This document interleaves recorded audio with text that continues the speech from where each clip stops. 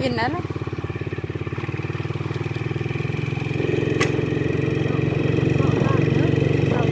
รถนี่มันต้องขึ้นน้ำมือนี่นะต้องขั้นบุชินแล้วครับบุเป็นกันรถปกติคือรถผู้อื่นใครยุ่กันรถนักเคยจำเหมือนครับค่อยขาวก็ยังเป็นครับนั้นรถเราอย่ารถเราหมดสีนะยักษ์ใหญ่ยักษ์น้อยสุดแดงกับอ้อมกัน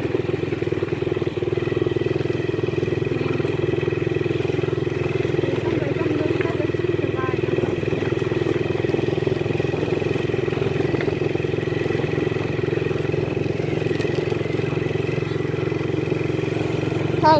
กินเพราะว่าใครสิดาอินมีไอ้โลซะ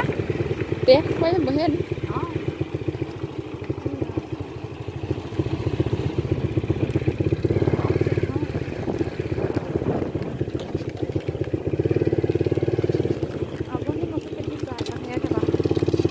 คุณ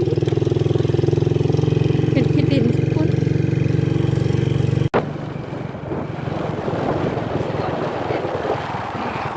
ให้แล้วแหละ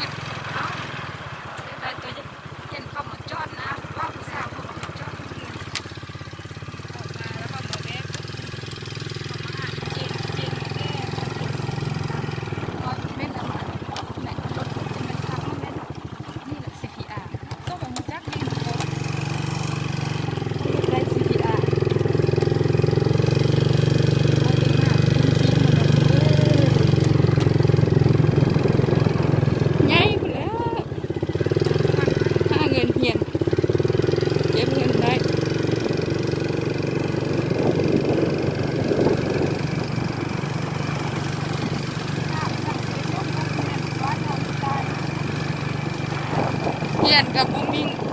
ถึงมีเงินเฮียนจบกับว่ามีงานให้เฮียนมันบุมีเส้นบุมีสาย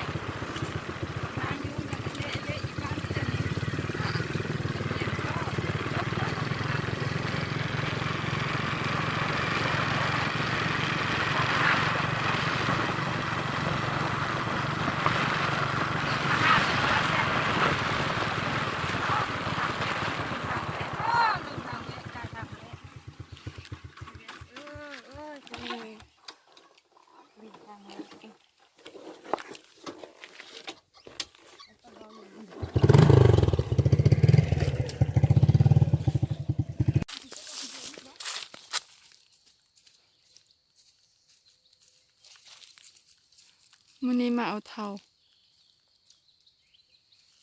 ไม่กวน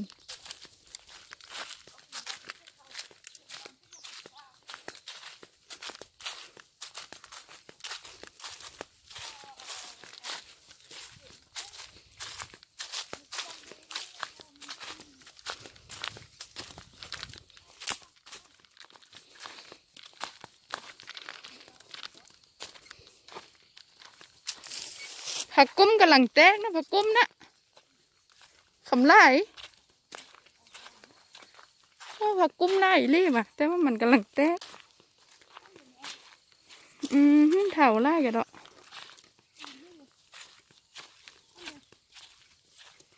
ควายชิลงแล้วฮะฮันเดี๋ยวมันลงข้ามมันเนี่ยคุ้นแล้ว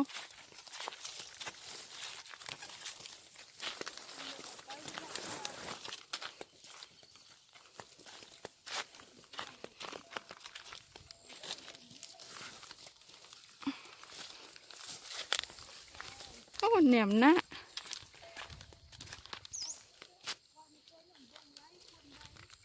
ควายน่ะเตยเตี้ยบนกันควายบ้านเฮาไล่คนละควายบ้านน้านี่ฮะเจอที่ขาดยัง เอาบะตองห้องติ เอาเชือกมาบ่ด้วยล้างไปยังทางน้ำเสียนี่ต้องมาไปกินละ บางอย่างก็ง่ายหมดละกกมันเอาเบาอันไข่เขานี่ก็ได้บ่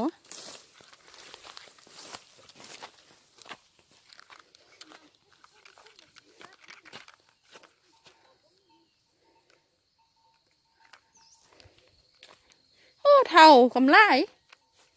พุ่นตั้งแต่ไตพุ่น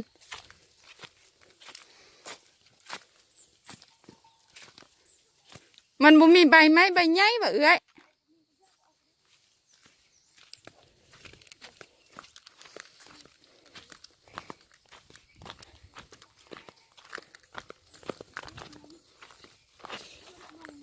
โอ้เท่าไรเลย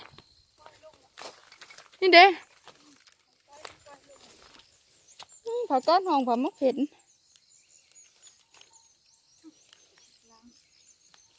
มันถึงแห้งดีกว่าอ่า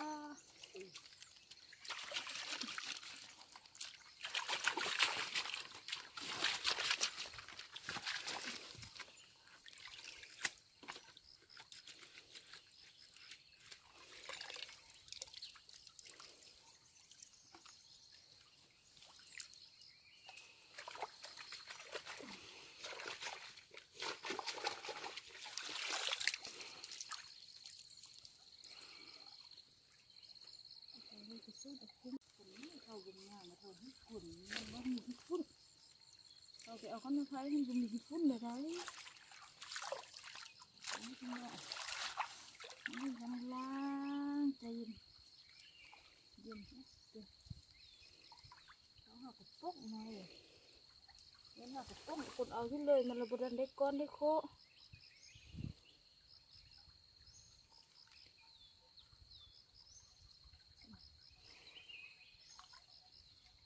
นี่นะก่อนนี่นะขมย้าย ก้อนที่สั่งในก้อนขี้วัวโอ้เอาละกันนะก้อนขี้ควาย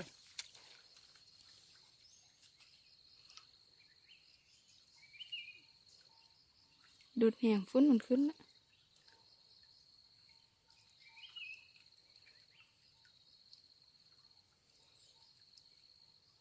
เท่านั้นที่ตุ่มนี่แหละต้องได้เท่าดินหิน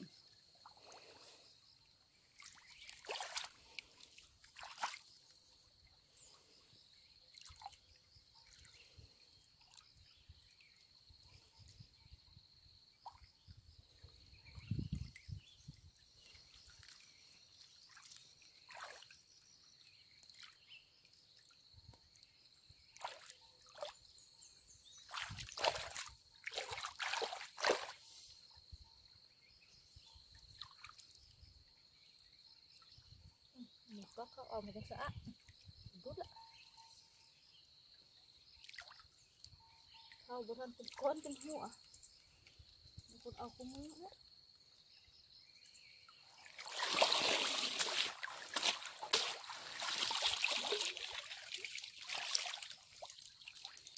หางนี้บงงามพุ่น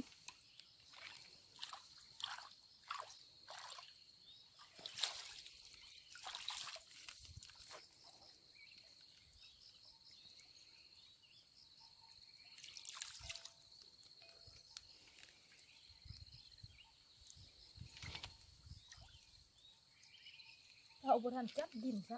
ำเป็นต้นคุ้มมือ เนี่ยเมื่อวานนี้ก็มาเอา4 คนพุ่นนะ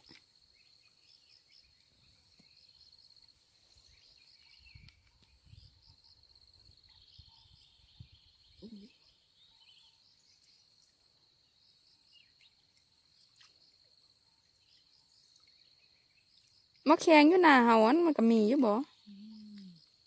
ฉันมีมึงไงสิไปแวะเอาโอ้ลืมบอกอีพอรถที่เราตีนหัว เตือนมันมามันร้อยเยอะ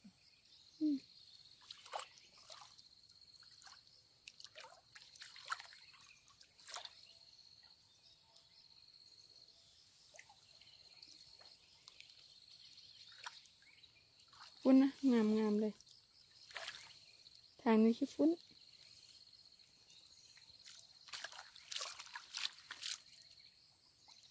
ล้าง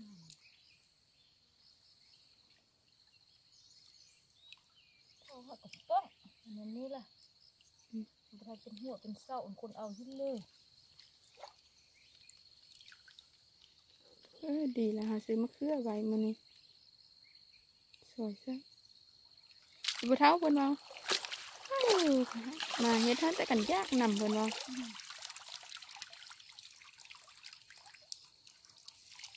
เราจะไปหาน้ำงามๆล้างวันถึง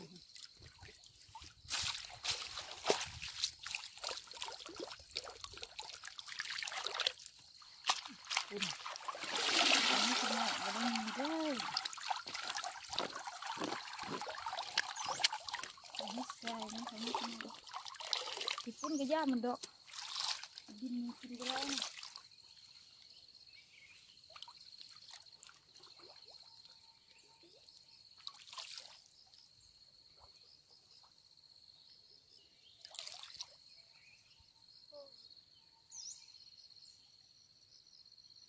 บอนนี้ละงามนะ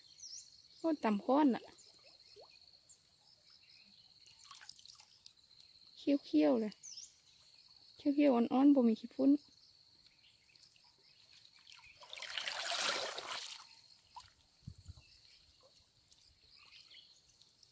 ควายสมัยก่อนไปเอาไหนแม่อยู่ตั้งห้วยขี้มูก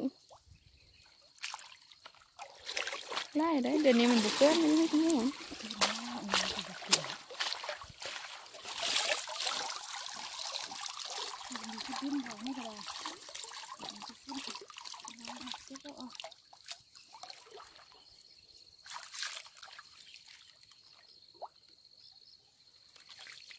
แห้งไล่กันนะมันยังไม่กวด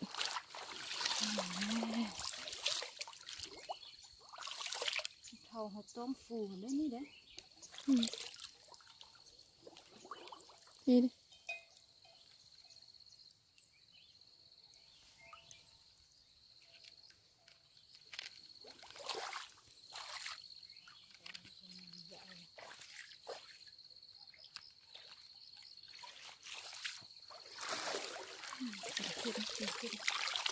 โอ้ลอยมาละมันจับไปแล้วมันจับไปกัน